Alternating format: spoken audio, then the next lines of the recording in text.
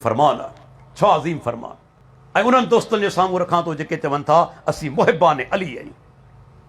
सैयदना अली रज़ी अल्लाह अन्हु असांजो हो, असांजी सची मोहबत आहे। छो असांजो अक़ीदो ऐं सैयदना अली जे अक़ीदे में को फ़र्क़ु न आहे।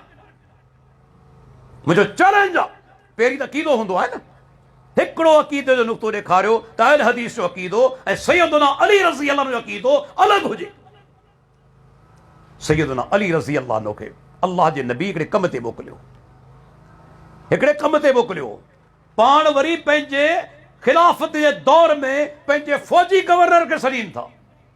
सैयदना अली चवे थो, इमाम मुस्लिम रिवायत आंदी त सैयदना अली उनखे चयो, आउं तोखे अहिड़े कम ते न मोकिलियां जंहिं कम ते मूंखे मुहम्मद रसूलुल्लाह सां मोकिलियो। छा अहिड़ी ड्यूटी तुंहिंजी न लॻायां? सही मुस्लिम को मामूली किताब न, ऐं शिया हज़रात जो किताब हवालो नोट कंदा हलो, अल उसूल मिनल काफ़ी मूं वटि मौजूदु आहे, 8 जिल्दनि जे अंदरि उन में बि रिवायत मौजूदु आहे, वसाइल शिया जे अंदरि मौजूदु आहे ऐं बिहारुल अनवार जे अंदरि बि मौजूदु आहे। टई किताब मूं वटि मौजूदु आहिनि, टे जे अंदरि मौजूदु आहे रिवायत। अल्फाज़ थोरा मुख़्तलिफ़ आहिनि लेकिन रिवायत मौजूदु आहे।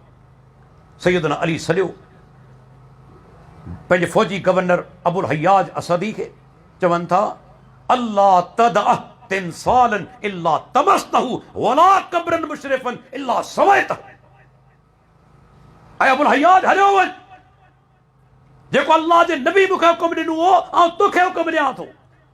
उहो कहिड़ो प्यारे पैगंबर जो कमु हो, जेका बि तूं ऊंची क़बर ॾिसी उनखे ड्राए बराबरि करे छॾ, जेका तस्वीर ॾिसी को मूर्ति ॾिसी उनखे टोड़े छॾ।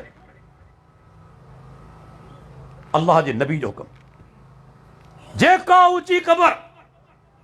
ऐं ॿुधाईंदो हलां, इहा बि तव्हांखे नॉलेज ख़ातिर, 5 मकातिब फ़िक्र दुनिया में मशहूर आहिनि। हनफी जंहिंमें देवबंदी बरेली बि अची विया, शाफ़ई, मालिकी, हम्बली ऐं जाफ़री। मुंहिंजे जुमे ख़ुतबात अल्हम्दुलिल्लाह चवनि पिया, 5 ई मज़ाहिब मकातिब फ़िक्र जा हवाला ॾिना आहिनि। 5 ई मसलक चवनि था क़बर ते ऊंची इमारत अॾणु नाजाइज़ आहे। 5 ई मकतब फ़िक्र शिया हज़रात जा किताब लिखनि था। इमाम जाफ़र सादिक जो बि कौल आहे, जेका क़बर मां मिटी निकिती आहे उन खां वधीक मिटी क़बर ते न विधी वञे। इमाम जाफ़र सादिक जो कौल ताज़ीबुल अहकाम उन जे अंदरि मौजूदु आहे। इहा मुंहिंजे प्यारे पैगंबर जो अक़ीदो। अञा वॾो मौज़ू आहे, ऐं अञा अॻिते हलां थो।